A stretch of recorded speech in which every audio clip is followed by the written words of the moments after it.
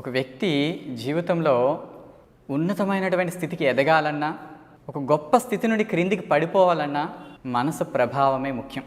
మనసు ఎప్పుడు కూడా ఏదో ఒక విషయాన్ని కోరుకుంటూనే ఉంటుంది.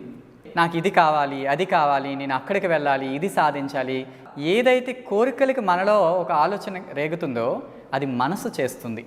అయితే ఈ అనేకమైన కోరికలు చేసే మనసు ఏదైతే ఉందో, ఈ మనసు చేసే కోరికల్ని ఇక ఇందులో నుండి ఏది మంచిది, నీకు ఏది ఉపయోగపడుతుంది, ఏది అపయోగాన్ని కలుగజేస్తుందని విశ్లేషించి చెప్పేది బుద్ధి.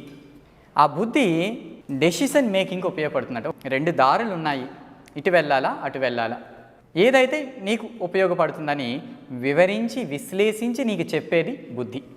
కాబట్టి బుద్ధి నిర్ణయాన్ని తీసుకుంటుంది. అందుకే ఎవరైనా ఒక వ్యక్తి ఒక తప్పుడు పని చేస్తే మనం వెంటనే అంటాం నీకు బుద్ధి లేదా అని.